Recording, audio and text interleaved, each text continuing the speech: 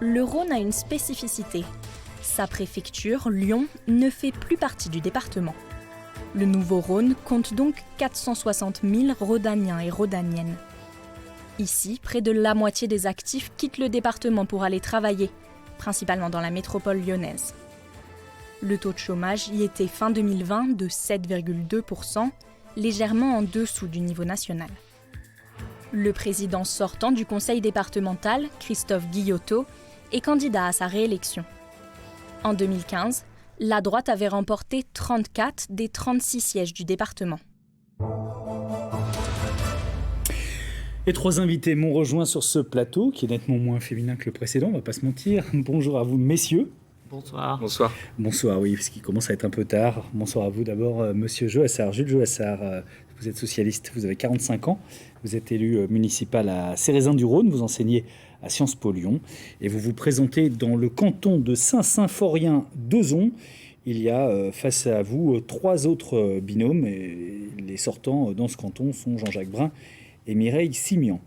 Avec nous également Rémi Berthoud. Bonsoir, monsieur Berthoud. Vous êtes du Rassemblement national, vous êtes très jeune, vous avez 24 ans, vous êtes professeur des écoles en REP, vous vivez à la fois à Bron et à Thizy-les-Bourgs, et c'est à Thizy-les-Bourgs que vous vous présentez contre deux autres binômes, dont notamment Madame Darfin, qui est conseillère départementale sortante. Et puis enfin, Daniel Valero est avec nous. Bonsoir à vous, monsieur Valero. Vous avez 59 ans, vous êtes maire de Genasse. Vous êtes vice-président du département du Rhône, chargé du logement et des nouvelles technologies. Vous vous présentez donc dans votre canton, là où vous êtes maire, à Genasse. Vous êtes conseiller départemental sortant, bien évidemment. Et il y a face à vous, on les voit à l'écran, deux autres binômes. À ce stade, vous vous demandez peut-être pourquoi le président n'est pas là. Le président du département, c'est le LR Christophe Guillotot, depuis 2015. Christophe Guillotot était invité de longue date de ce débat. Il nous avait dit oui avant de se raviser brusquement jeudi dernier, car nous a-t-on affirmé, il avait affaire ce soir dans son canton. Nous organisons des débats dans tous les départements de notre zone de diffusion, car nous estimons que c'est notre devoir de service public que de rendre compte d'un mandat qui s'achève et de permettre aussi aux citoyens de comparer les programmes du mandat qui va commencer. Tous les présidents et présidentes sortants sont venus sur ce plateau, sauf M. Guillotot. Nous le regrettons, mais évidemment, ce n'est pas notre choix. Et c'est vous, monsieur Valero, qui avez été désigné pour porter la parole de la majorité départementale dans cette émission. Alors, sans préjuger, évidemment, de votre qualité à débattre, ce n'était pas la place de Christophe Guillotot ce soir ici ? Écoutez, comme ça m'a été présenté, j'ai presque peur de venir ici, puisque vous attendiez que le président. C'est pas ce qu'on m'a dit. Donc, il est en réunion publique ce soir, parce qu'on avait le droit à nouveau de faire des réunions publiques. Il en fait une dans chaque ville de son canton. Et ce soir, il était en réunion publique. Alors, les horaires ont aussi un peu changé. Non, les horaires n'ont jamais changé. Monsieur Valero, non. Moi, je suis arrivé à 19h et on m'a dit qu'en arrivant, c'était 20h. Les horaires ont toujours été à 21h, mais on ne va pas débattre. Mais c'est pas très grave. Donc, je ne suis pas là pour débattre avec vous. Je suis là pour avec les autres. Mais bon, le président n'est pas là. Mais j'espère que vous ne regretterez pas de m'avoir invité à sa place. Réaction à l'absence de M. Guillotot, M. Joassar, M. Berthoud ? Moi, extrêmement déçu. Je crois qu'un président, au bout de ses 5 années de mandat, doit rendre des comptes auprès de ses administrés. C'est bien dommage. Peut-être que M. Guillotot a peur. C'est ce qu'il en ressort, du moins, dans les différentes conférences de presse qui ont pu se tenir. Je crois qu'il a peur. On le voit dans les différents cantons. Sa majorité part divisée dans plusieurs cantons. Et vous avez même, on en discutera sûrement après, un de ses vice-présidents de l'environnement qui nous a rejoints pour ces élections départementales sur le canton du Val-d'Oing. Donc je pense que M. Guillotot n'a pas eu beaucoup de courage. C'est fort dommage. Moi, j'aurais aimé débattre avec lui sur plein de compétences qui concernent le département du Nouveau-Rhône. Vous pouvez répondre, M. Valero, puis je vous donne la parole. Juste pour une petite précision, c'est 6 ans de mandat, c'est pas 5 ans. Oui, c'est 6 ans de mandat. Il a dit 5. Ok. Monsieur Joassar ? Évidemment extrêmement déçu de l'absence de M. Guillotot. C'est pas très respectueux pour les débatteurs que nous sommes. C'est pas respectueux pour les électeurs de son canton et aussi du Nouveau-Rhône. Bon, j'espère que lorsque viendra le temps de l'élection du président, il présentera sa candidature contre la mienne ou celle de M. Berthoud et qu'il la défendra. C'est le jeu de la démocratie. Je pense que s'y soustraire ça n'est pas une très très bonne façon de faire. Se soustraire, on l'a dit, pendant 6 années de mandat aussi, à des comptes rendus réguliers à ses électeurs, ça n'est pas une bonne façon de faire et c'est une des choses qu'il faut changer dans ce département. Bon, allez, on ne parle plus de M. Guillotot. Enfin, si, on va parler de son bilan, bien sûr, et il n'est pas là. Alors, voyons donc quels sont les enjeux politiques de ce département du Rhône, ultra dominé par la droite et le centre, qui en détiennent 12 cantons sur 13. Et pour ça, on va aller rejoindre Diane Malos, qui est journaliste au Progrès. Bonsoir, Diane. Bonsoir Paul. Et merci beaucoup d'être là. Alors le département du Rhône, ça vous connaît bien, puisque c'est vous qui êtes chargé de le suivre tout au long de l'année pour le quotidien régional. Mine de rien, c'est tout de même un département qui a basculé en 2015. Alors pas de gauche à droite, mais du centre vers la droite. Et ce n'est pas complètement anodin, car le Rhône a toujours été un grand bastion du centrisme. Oui, effectivement, Paul, vous l'avez bien rappelé, le Rhône a longtemps été détenu par le centre. Michel Mercier l'a présidé de 1990 à 2013. Et puis, je tiens à vous rappeler qu'en 2015, la donne était un peu différente. Lors de l'élection de 2015, les centristes se présentaient de façon indépendante face à l'UMP. C'était un petit peu la guerre. D'ailleurs, il y avait failli y avoir un candidat centriste à la présidence du département, Daniel Pommeret. Finalement, Christophe Guillotot l'avait emporté tranquillement puisqu'il était le seul candidat. Et cette fois-ci, c'est différent puisque le centre et Christophe Guillotot ont conclu un accord et ils se présentent donc ensemble. Et vous avez des binômes de la majorité départementale de la droite et du centre dans tous les cantons. Avec un seul canton, quels espoirs sérieux peut nourrir la gauche sur ce département ? Eh bien, peu d'espoir, Paul, puisque vous venez de le dire, ils n'ont qu'un seul département qui est celui de l'Arbrel. Oui, un seul canton qui est celui de l'Arbrel. Donc, ils le disent eux-mêmes. Ce qu'il faut faire, c'est sauver le soldat de l'Arbrel. Et puis, je tiens aussi à dire que le Nouveau-Rhône est un territoire où la gauche fait quand même de faibles scores. Contrairement d'ailleurs, vous ne me posez pas la question, mais je vous le dis, au Rassemblement national, qui était premier en nombre de voix en 2015 et qui s'est maintenu au second tour dans quasiment tous les cantons, mais sans pouvoir faire élire un binôme. Quels sont les enjeux politiques ? On l'a dit, il y a une forte probabilité évidemment de victoire de la droite, qui n'est pas pour autant exemple de division, même s'il y a eu des rassemblements. Vous avez cité, le candidat RN l'a cité, Antoine Dupéré, qui était un vice-président du département, qui est passé au Rassemblement national. C'est pas non plus anodin. C'est ça, c'est dans le canton du Val d'Oing où donc le vice-président sortant se présente cette fois-ci sous l'étiquette RN face au binôme de la majorité départementale. Et puis il y a d'autres cantons qui seront intéressants à suivre. Vous avez aussi celui de Glazé, où le maire de Glazé, qui est sur le même positionnement de centre-droit, se présente contre le binôme de la majorité départementale. Là, on parle beaucoup d'une querelle de personnes. Et puis enfin, le canton de Saint-Symphorien d'Ozon, où vous avez un binôme centre-droit proche de La République En Marche, qui se présente contre la majorité départementale aussi, comme quoi l'union ne s'est pas vraiment faite dans tous les cantons. Dernière question, Diane, c'est un drôle de département, ce département du Rhône, amputé des 3/4 de sa population il y a 6 ans. Quel est le bilan de cette assemblée départementale rétrécie ?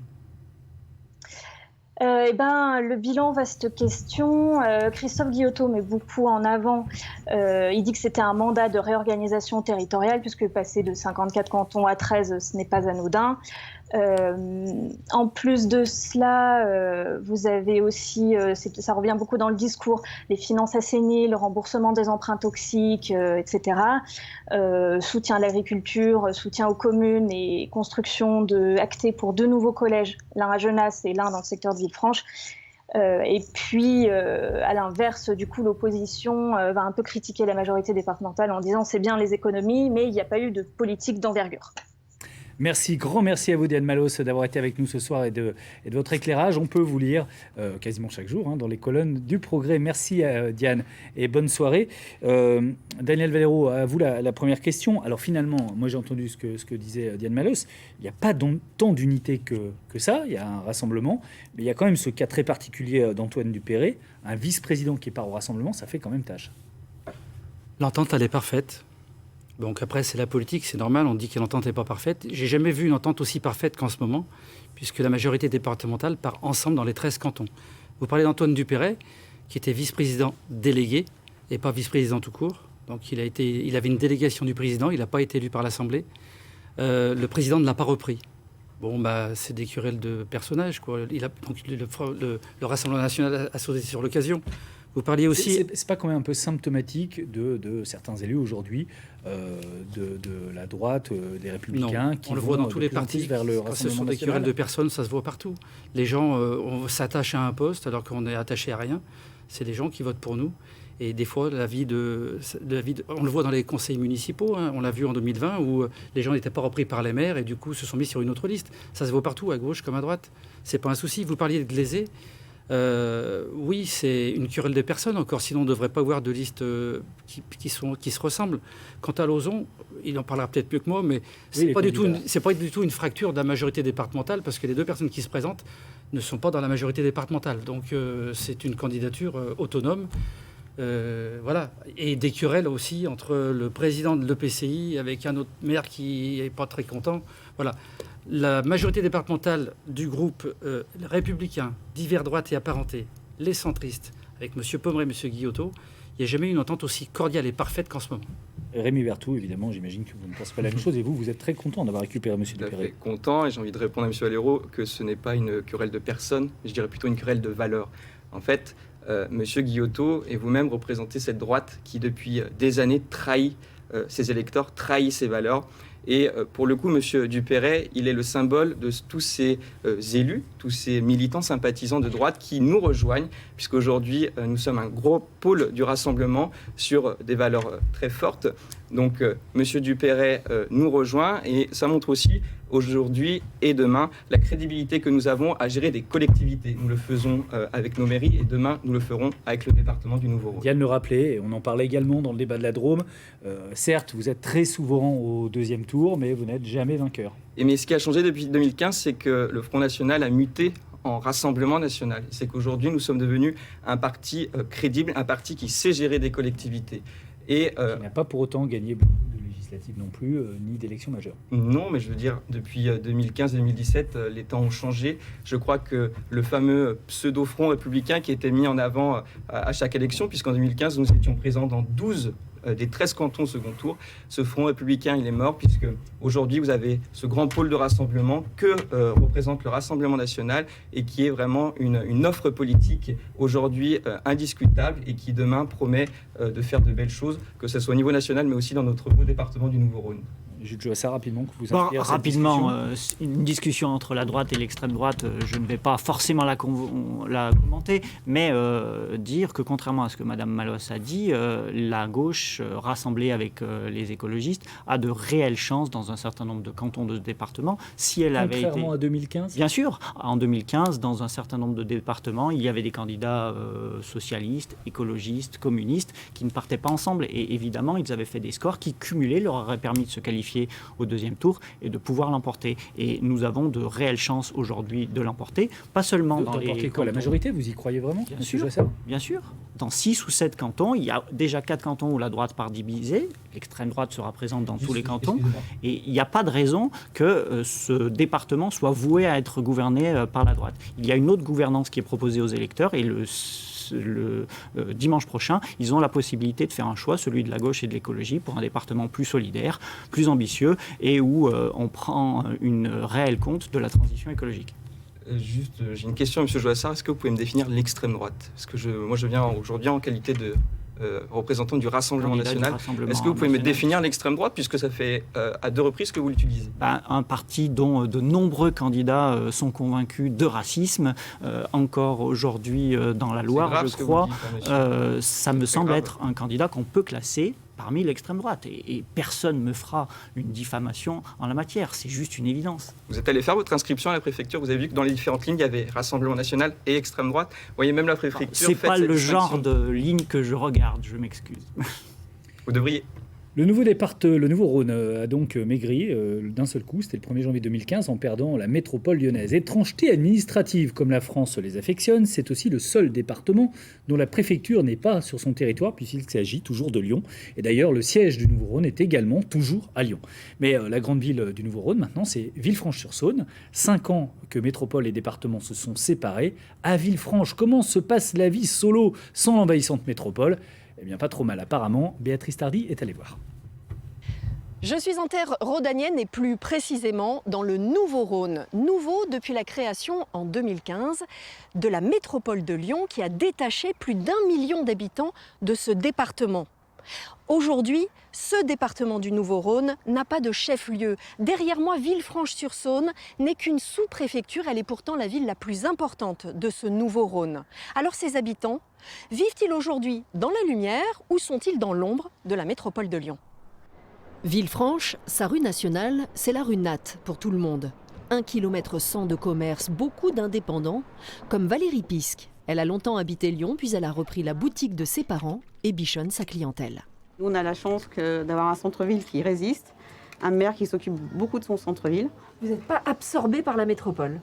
Non, parce qu'on a beaucoup de gens de Lyon qui viennent, de Mâcon, de Lyon, de l'Ain, de partout, ça arrive. Et je trouve qu'il y a une clientèle assez large à Villefranche. La métropole lyonnaise est à seulement 40 minutes en voiture. Mais à Villefranche-sur-Saône, on est caladois avant tout et fier de l'être. En Lyon, ça doit faire 15 ans que je ne suis pas descendu sur Lyon. Qui était ma ville natale. Hein. J'ai quand même bien parcouru cette ville, mais j'ai plus le besoin et l'envie d'y retourner. Quoi. Alors se sentent-ils plus caladois ou rhodaniens ? Là, tout de suite devant la caméra, je veux dire caladois. Après, ma région, je vais défendre l'OL, je vais défendre... on reste quand même, c'est quand même la région quand même. Hein. Si on part en voyage, 69, moi c'est le Rhône, on repère tout de suite. On renie pas ses origines non plus.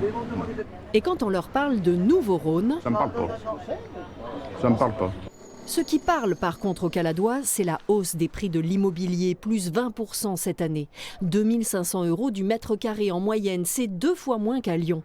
Les constructions poussent comme des champignons. Le Beaujolais est un poumon vert d'une métropole asphyxiée. Mais pour cet agent immobilier, le Nouveau-Rhône n'a pas tenu ses promesses. C'est des choses qu'on a entendu parler, hein. Une gare TGV, la construction de différents hôtels. On a un hôtel qui s'est créé pas très loin de la gare il y a 4 ans, ici et là, et c'était dans cet objectif-là d'attirer effectivement aussi, d'avoir du passage de la clientèle par rapport à la gare TGV. Et voilà. Mais bon, pour le moment, rien ne bouge. Car Villefranche-sur-Saône reste une sous-préfecture. Les services du département sont toujours à Lyon. Et le député Bernard Perru n'a pas encore obtenu, malgré tous ses courriers, que son fief devienne la capitale du Nouveau-Rhône. Mais cela n'empêche pas Villefranche d'être la capitale de ce département. Et finalement, c'est peut-être cela l'essentiel.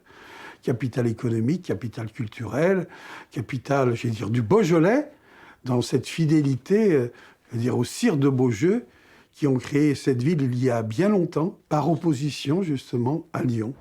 4e département en nombre d'habitants avant la scission, le Nouveau-Rhône est désormais 55e, un régime amaigrissant qui n'a visiblement pas altéré la bonne santé des Caladois. Voilà, les images de ce reportage étaient signées Christian Consiqueur. Je vais rebondir sur ce qu'a dit l'agent immobilier dans le reportage de Béatrice. Un TGV à Villefranche, il en a déjà été question. Monsieur Valero, vous souhaiteriez voir le TGV s'arrêter à Villefranche, sachant que c'est quand même qu'à 25 km de Lyon. Alors, Villefranche est une très belle ville, le reportage est très bien fait, et Thomas Ravier est un très bon maire et un très bon vice-président du département du Rhône. Le TGV, c'est pas la compétence du département. Donc c'est la région ou c'est l'État. Le département peut militer pour avoir le TGV, bien sûr. C'est pas sa compétence. Alors il pourra aider, il pourra faire de la politique, il pourra dire au maire et à tous les autres, oui, on va être avec vous si vous demandez le TGV. C'est pas pour ça que ça infléchira la décision. Il faut, je pense, rester sur les compétences de chacun. Est-ce que c'est un débat dans le département, demander le TGV ? Il y a plein de départements. Alors, à ma connaissance, mais je ne suis pas au courant de tout, je ne m'occupe pas des transports, mais qui n'est plus une compétence du département non plus, je le rappelle. J'ai pas vu, pendant 6 ans, jusqu'à mes oreilles, voir arriver une demande d'un TGV qui devait s'arrêter à Villefranche. Alors, j'ai peut-être pas fait toutes les rayons, j'en ai fait pas mal, mais c'est pas venu jusqu'à mes oreighes. Donc, je ne pense pas que ce soit vraiment le débat du soir d'un TGV. Non, c'est juste on fait un petit tour de table là-dessus, puisque ce monsieur semblait dire qu'on en parle à Villefranche. Oui, un agent immobilier sur 25 ou 30 000 habitants. Puis le Nouveau-Rhône, ça n'est pas que Villefranche, ça n'est pas que le Beaujolais. Quand on vient du sud de Lyon, on est aussi dans le Nouveau-Rhône. Monsieur Satis, vous savez quand même que l'aéroport de Lyon-Saint-Exupéry se trouve dans le canton de Genasse. Il n'est pas dans la métropole. Effectivement. Je fais Un peu en Isère aussi, mais bon, on va pas rentrer... Non, uniquement dans le département du Rhône. Monsieur Berthoud ? Il y a une question de mobilité. Alors, cette question de déjà Villefranche, c'est vrai que moi-même, durant ma campagne, c'est pas un sujet non plus qui ressort, du moins chez les Rhodaniens. Par contre, cette question de mobilité, elle est importante. Certes, il est vrai que le département n'a plus cette compétence de transport. C'est plus la région qui va s'occuper des gares TER. D'ailleurs, nous proposons de geler toutes les fermetures des gares. Moi, je pense à Ampleur-Puy notamment. Il faut absolument garder ces gares rurales. En revanche, là où je ne suis pas d'accord, c'est que, et c'était à l'image de la politique de M. Guillotot durant ses 6 années de mandat, c'est que le département peut être partenaire. Il peut être partenaire des collectivités, des communes, des intercommunalités, des régions. Et ainsi, il peut aussi être moteur. Il faut d'ailleurs qu'il redevienne moteur, puisque aujourd'hui, cette collectivité, elle est trop en retrait. Et finalement, si vous prenez une dizaine de personnes dans la rue, il y en aura sûrement 9 sur 10 qui ne savent pas quelles compétences émanent du département. Alors, il faut que demain, le département redevienne un échelon de proximité au service des Rhodaniens. Et c'est ce que nous ferons à la tête de ce département. Essentiellement, le social et les collèges. Les oui, mais ces questions de déplacement sont au cœur des préoccupations des habitants du Nouveau-Rhône. Vous le disiez, la moitié des Rhodaniens se déplacent, ceux qui travaillent se déplacent. Et c'est pas parce que le département s'est désengagé qu'il ne peut pas avoir des ambitions en la matière, que ce soit dans la favoriser des mobilités douces. C'est direct de l'État. Mais il aurait pu avoir de l'ambition en la matière, comme dans d'autres sujets, et sur les mobilités douces, sur l'accompagnement de la défense des petites gares, sur l'amélioration des routes. Le département a des choses à faire. En revanche, il est voisin de la métropole de Lyon, et la métropole, qui est aussi un département à la compétence sur les transports avec le Citral, comment ça s'organise justement avec le Citral? Est-ce que le Citral doit déborder sur le département du Rhône? Mais il y a déjà. Si vous parlez de Villefranche, il y a le réseau Libellule, et le président de l'agglomération de Villefranche siège au Citral.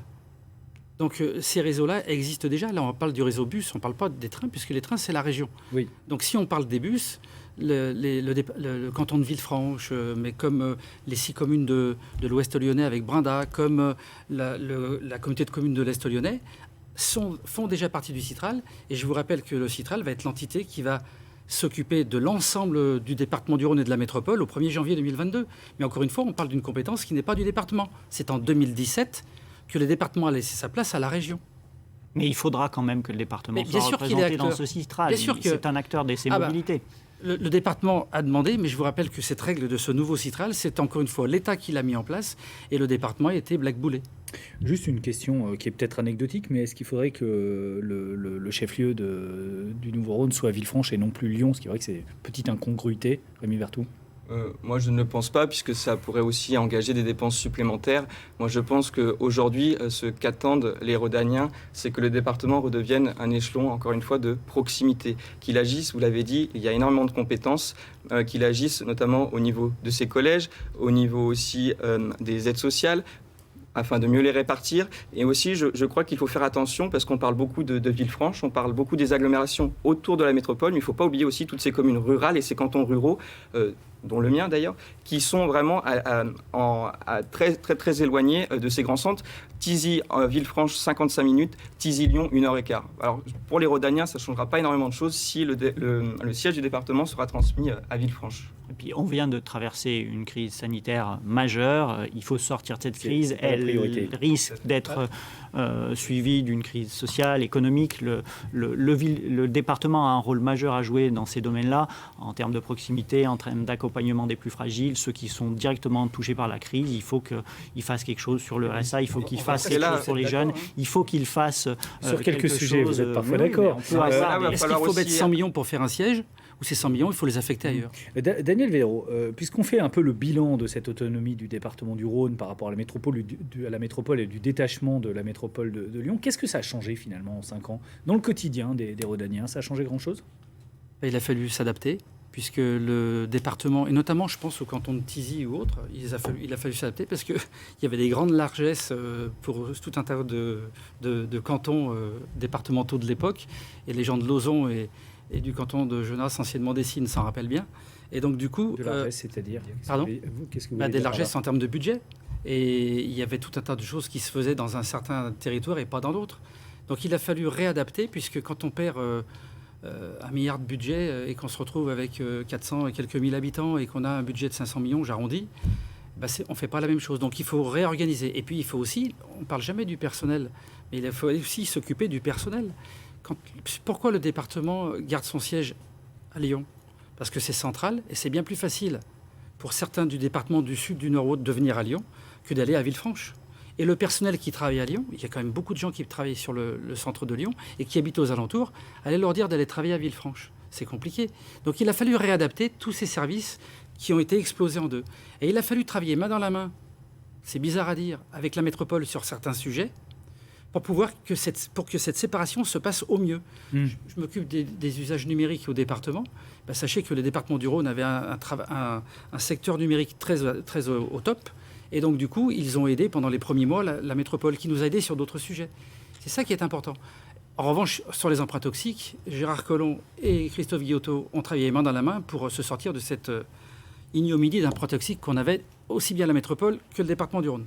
Jules Joassard, est-ce que c'était finalement, avec le recul, intéressant de faire cette scission, cette grande métropole? On rappelle qu'elle a été voulue à la fois par Gérard Collomb et par Michel Mercier, qui était président du département à l'époque. Je ne vais pas me déjuger. À l'époque, j'avais co-signé avec Gabriel Moncharmont, qui avait été député, qui avait été conseiller départemental du canton alors de Condrieu, une note pour dire que ce n'était pas forcément une très très bonne idée, cette opportunité politique entre Michel Mercier et Gérard Collomb, à amputer le département d'une partie de sa population, d'une partie de ses ressources financières, mais aussi d'une partie de sa dynamique économique. Donc, oui, il y a une nouvelle donne dont il faut tenir compte, mais moi, je suis de ceux qui disent que de toute façon, cette taille réduite, elle est là, et il faut profiter de cette agilité pour faire des choses et pour avoir de nouvelles ambitions, ce qui n'a pas été le cas au cours de ces 6 dernières années. Ça peut être un atout, la taille réduite, comme dit M. Joassard? Non, mais je trouve ça dommage d'épiloguer sur quelque chose qui a été fait il y a 6 ans. Je pense que les gens qui nous regardent attendent autre chose, des propositions,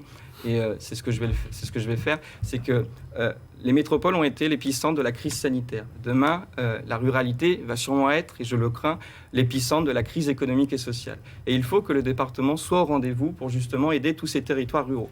Et il y a quelque chose qui va être aussi intéressant à voir, c'est le plan de relance. Le plan de relance qui est déployé par le gouvernement, ça va être intéressant aussi de voir quels territoires vont être ciblés. Et c'est là où les départements devraient être au rendez-vous, et le prochain président du département devrait être au rendez-vous, c'est que toutes ces dotations, elles devront être ciblées vraiment sur ces territoires ruraux qui sont très affectés par cette pandémie. Et il va falloir absolument, sur plein de compétences, et je pense notamment aux aides sociales, nous souhaitons non pas les retirer, mais mieux les répartir, puisque dans les milieux ruraux, vous avez une pauvreté qui est pudique, où beaucoup de personnes sont éligibles à des aides sociales, mais finalement ne le font pas le pas. Si vous voulez mieux les répartir, vous les enlevez aux uns pour les reprendre aux autres? C'est pas les enlever aux uns pour les reprendre aux autres. Je vais parler d'un sujet qui est très important, celui des mineurs non accompagnés, des MNA. Vous savez, ce sont ces migrants qui arrivent dans le département et qui sont pris en charge par le département. C'est une compétence du département.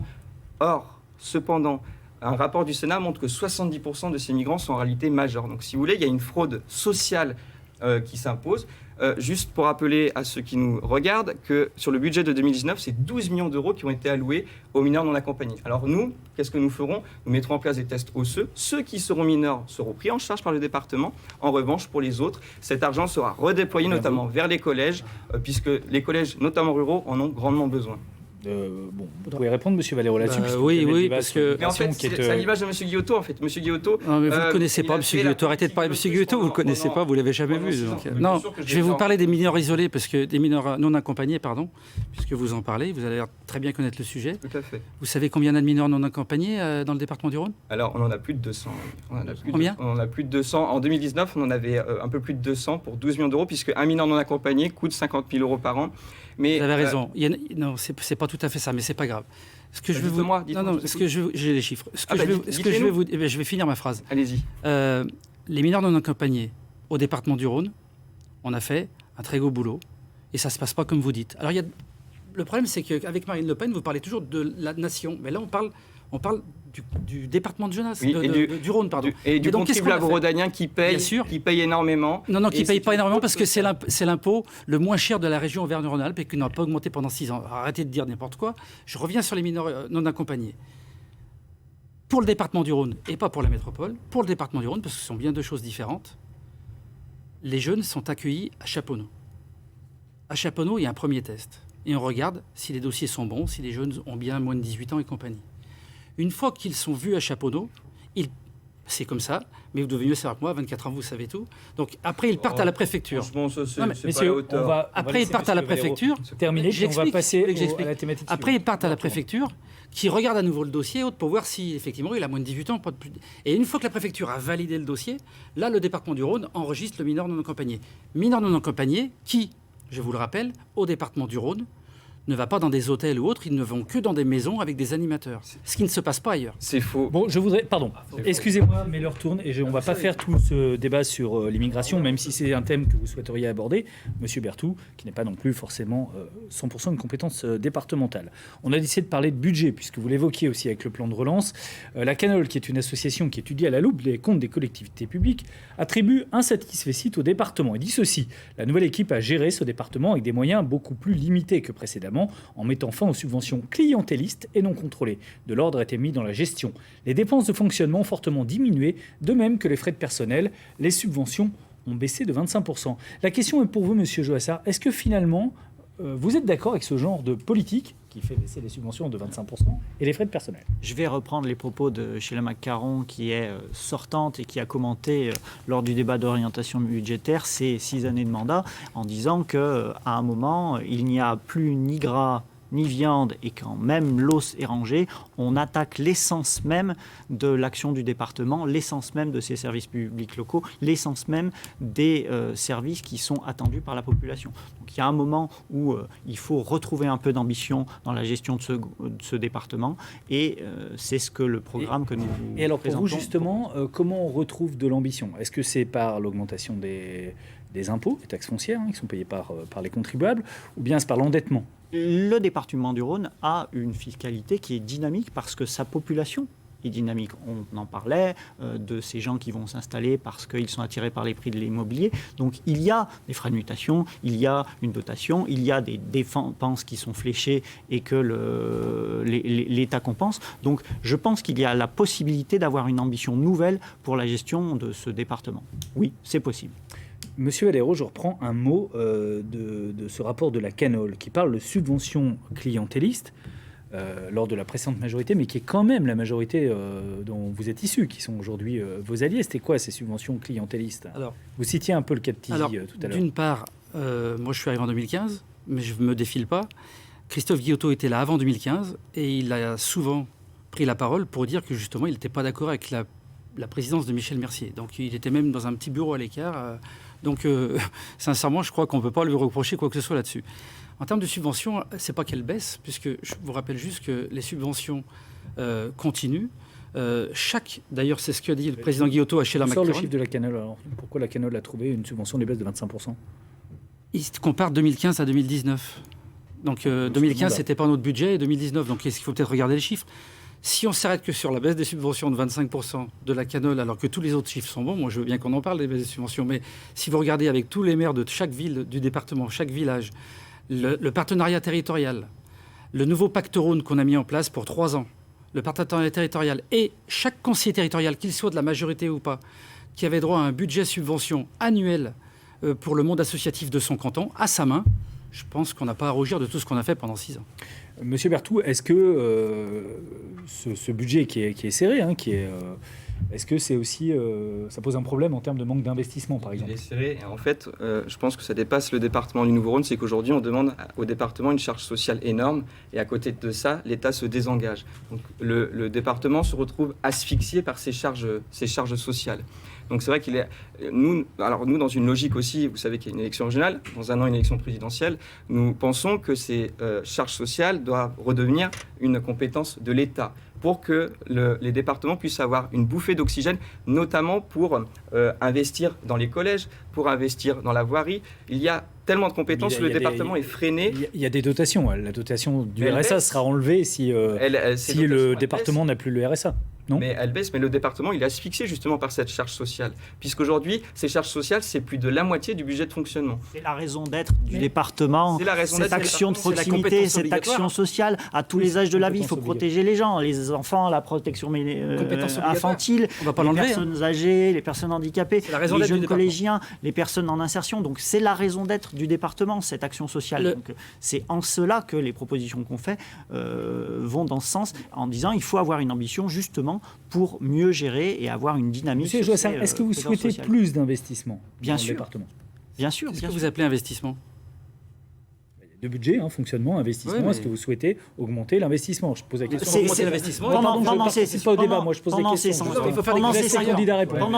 ces 6 ans de mandat, on a réduit les dépenses de fonctionnement pour gagner une latitude en termes d'investissement. Les dépenses de fonctionnement peuvent aussi être des investissements d'avenir. Quand on accompagne un jeune, quand on accompagne une personne âgée, quand on fait des actions pour tenir compte du vieillissement de la population, un village Alzheimer, de nouvelles résidences pour les personnes âgées, une protection pour qu'elles puissent rester plus longtemps à leur domicile, même en perte de handicap, c'est un investissement sur l'avenir à notre sens. Est-ce qu'il y a trop de dépenses sociales ? Vous dites, c'est évidemment une compétence obligatoire. Vous ne pouvez pas déroger au RSA, vous êtes obligé de le faire. On est obligé d'aider les gens. Ce qu'il faut, c'est bien les aider et aider ceux qui en ont vraiment besoin. Je vais parler du RSA. Le RSA, c'est un modèle très simple. D'ailleurs, il y a quelques départements, parce que l'État, et on va peut-être être d'accord aujourd'hui, l'État n'a pas pris sa charge sur le RSA. Il y a des départements qui étaient proches du dépôt de bilan. Qu'est-ce qu'on a fait avec le RSA quand on est arrivé en 2015 ? On a regardé qui touchait le RSA, est-ce qu'ils avaient vraiment le droit de le toucher ou pas ? On a pu faire 12 millions d'économies grâce à ça. Même manque de peau, ça ne se voit pas, puisque le RSA était à 29 millions d'euros à l'année quand on est arrivé, et aujourd'hui il est à 36. Pourquoi il est à 36 ? Parce qu'entre-temps, il y a d'autres gens qui sont venus se remplir les caisses du RSA, enfin les nombres de gens qui sont au RSA, et notamment avec la période du Covid, où on a pris 1000 RSA de plus avec le Covid. Alors qu'est-ce qu'on a fait ? On aide, bien sûr qu'on aide, mais le RSA c'est une compétence de l'État, et l'État ne nous a pas donné l'argent qui compense. Qu'est-ce qu'on a fait ? Dans les centres de vaccination où le département a été majeur, eh bien, il a pris des gens du RSA pour les mettre à l'emploi dans les centres de vaccination. C'est un exemple, par exemple. C'est de mettre les gens à l'emploi plutôt que de les laisser au RSA sans rien faire. On a eu le débat du RSA jeune tout à l'heure avec les candidats dans la Drôme. Qui est favorable autour de cette table ? Rémi Berthoud ? Pas du tout. Voyez, moi, j'ai 24 ans. Moi, je vais vivre d'une profession. Je veux tirer la jeunesse vers le haut. Comme ne l'a pas fait d'ailleurs M. Valero tout à l'heure, c'est dommage de m'avoir reproché mon âge. Alors, non, c'est un peu dommage. L'âge n'attend pas les valeurs. Non.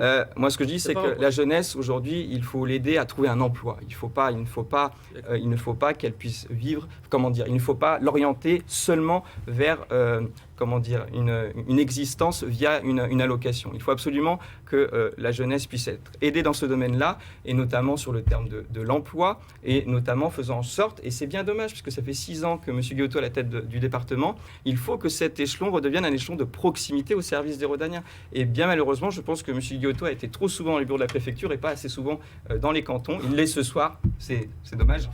Mais votre copie, parce que je crois qu'un président plus présent dans les cantons, ça n'a jamais été possible pendant 6 ans. Il a été dans les cantons tout le temps. Il fait plus que ça. Il a plus d'autres missions. Pas dans ce Tigy-les-Bourgs, en tout cas. Oh si, il y est allé souvent. Non. La majorité métropolitaine souhaite le mettre en place, ce RSA jeune. C'est pas seulement la majorité métropolitaine. Il y a une quinzaine de présidents de conseils départementaux, la maire de Paris, qui ont récemment publié une tribune en demandant à l'État de les laisser expérimenter ce RSA pour les 18-25 ans.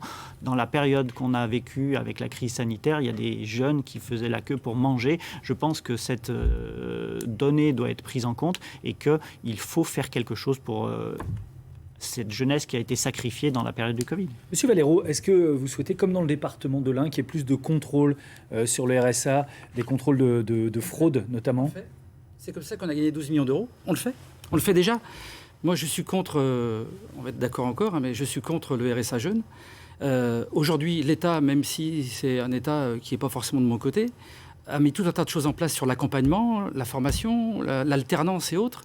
Donnons envie aux jeunes de travailler. J'ai rencontré deux jeunes chefs d'entreprise de 27 ans l'autre jour. 27 ans, ça fait 3 ans qu'ils ont monté leur boîte. 10 millions d'euros de chiffre d'affaires. Vers l'emploi. Non. C'est sa raison d'être. Il faut donner envie aux gens d'aller tout de suite. Ça veut dire revenu social d'activité. Il y a activité. C'est même le principe. Activité. Est-ce qu'ils ont tous une activité ? Trouvez-moi. Il y a de l'emploi, peut-être une question à poser, on en revient au début du débat, c'est peut-être la question de la mobilité. Et je pense, encore une fois, je suis désolé de le dire, mais dans des cantons très ruraux, finalement, des jeunes ne peuvent pas pourvoir certains emplois parce qu'ils ont des difficultés à se déplacer. Et peut-être que le département, justement, aurait justement un rôle à jouer pour aider ces jeunes dans cet accès à la mobilité, pour ainsi aller vers ces emplois qui sont en plus locaux, qui sont dans leur milieu de vie. Ça serait vraiment intéressant. Il nous reste peu de temps, je vais vous demander des réponses rapides. Et en plus, Monsieur Valero, je vous le dis, vous êtes assez en avance sur les deux autres, donc c'est à monsieur... Si, vous pouvez parler un peu, mais plus brièvement. Et Monsieur Joassard, je vais vous poser la question, puisqu'on parle donc de budget, on parle de fiscalité, voilà un sujet qui intéresse, en tout cas les propriétaires, puisqu'ils payent la taxe foncière. Souhaitez-vous augmenter la taxe foncière, les impôts, pour avoir plus de latitude financière? Aujourd'hui, je pense que les latitudes financières peuvent être trouvées ailleurs que dans l'augmentation des impôts. Après, il ne faut rien s'interdire. Je ne suis, vous l'avez noté, pas sortant, donc je pense que les choses se poseront le moment venu, mais c'est une option qu'il ne faut pas s'interdire. Monsieur Valero le disait tout à l'heure, le département du Rhône est en deçà des autres départements de la région en matière de fiscalité. Mais est-ce que vous comptez desserrer un peu les cordons, enfin moins de rigueur budgétaire pour... Évidemment que je pense qu'il faut avoir un petit peu plus d'ambition en matière budgétaire aussi. Monsieur Berthoud, sur la question des impôts, faut-il les augmenter ou pas? Évidemment que non, ça fait 40 ans qu'on crée des impôts, des taxes, et que les Français se serrent la ceinture, au-delà des Rhodaniens, les Français se serrent la ceinture. Je pense que... Pour le coup, pour le département, la taxe d'habitation a plutôt été retirée, elle. Oui, mais justement, il faut. Alors, elle a été retirée, mais il faut aller continuer dans ce sens où il faut redonner de la bouffée d'oxygène, notamment au niveau des budgets dans les familles, notamment dans les classes populaires et les classes moyennes. Sur un département comme le nôtre, je pense qu'il y a des économies à faire. On peut aller plus loin sur le RSA. Les départements de l'Ain et l'Essonne ont créé des brigades anti-fraude RSA. Je pense qu'il faut le mettre en place dans les départements parce qu'il y a encore des économies sûrement à trouver. Je l'ai dit aussi tout à l'heure sur les mineurs non accompagnés, ces migrants qui finalement détournent l'argent via cette fraude sociale, cette fraude sur l'âge. Et je pense que, enfin, pour terminer, il faut vraiment faire en sorte que le département puisse agir au plus près des Rhodaniens. C'est dommage, on n'a pas évoqué la compétence des collèges, mais il y a des mesures... c'est parfait. Il y a des compétences, notamment sur les collèges, qui ne coûtent pas forcément énormément d'argent. Moi, je prends le cas des collégiens de 4e et 3e qui doivent effectuer un stage pratique dans le milieu de l'entreprise. Beaucoup de familles se retrouvent en difficulté parce qu'elles n'ont pas forcément le réseau. Nous souhaitons mettre en place un réseau d'entreprises partenaires à l'intérieur de chaque canton pour faciliter notamment le lien entre éducation et entrepreneuriat. Ça aidera aussi des filières professionnelles à orienter ces jeunes qui aussi font 9 stages durant les 4e prépa pro et 3e prépa pro. Vous avez pas. Et c'est un petit peu aussi l'enseignant qui parle, mais il faut absolument faire le lien entre le milieu de l'éducation et le milieu de l'emploi.